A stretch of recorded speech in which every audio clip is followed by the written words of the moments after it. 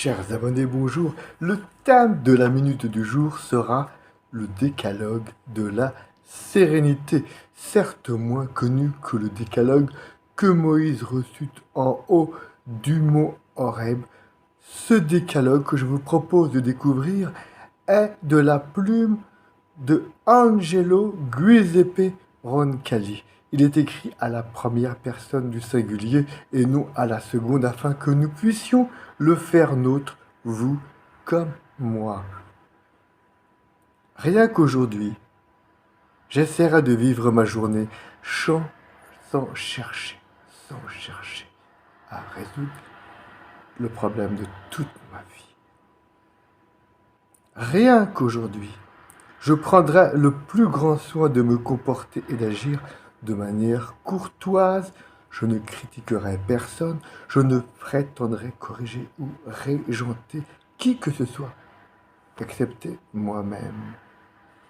Rien qu'aujourd'hui, je serai heureux sur la certitude d'avoir été créé pour le bonheur, non seulement dans l'autre monde, mais également dans celui-ci.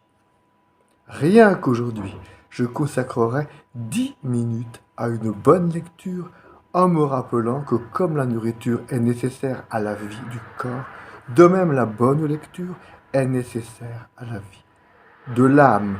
Rien qu'aujourd'hui, je ferai une bonne action et je n'en parlerai à personne. Rien qu'aujourd'hui, j'accomplirai au moins une chose que je n'ai pas envie de faire et si on m'offense, je ne le manifesterai pas. Rien qu'aujourd'hui, je me plierai aux circonstances sans prétendre que celles-ci cèdent à tous mes désirs. Rien qu'aujourd'hui, j'établirai un programme détaillé de ma journée.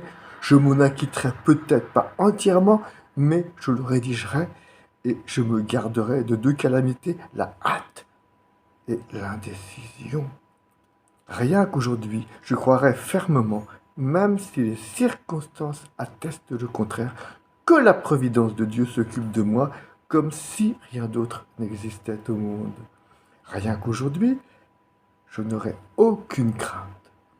Et tout particulièrement, je n'aurai pas peur d'apprécier ce qui est beau et de croire en la bonté.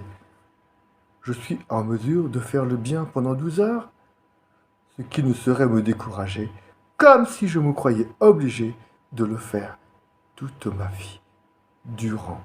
Pour mémoire, je vous rappelle qu'Angelo Giuseppe Roncalli devint celui que l'on appelait le bon pape, à savoir Jean 23.